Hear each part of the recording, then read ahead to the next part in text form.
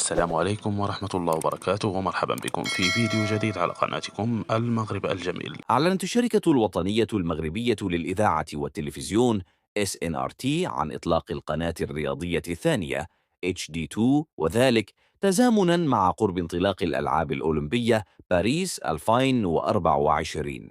وكان من المقرر إطلاق 4 قنوات مغربية رياضية جديدة مطلع السنة الجارية، غير أن بعض الإجراءات اللوجستية حالت دون ذلك، ليتم التقرير في مرحلة مبدئية إطلاق قناة واحدة في انتظار تحديد موعد إطلاق القنوات الثلاثة.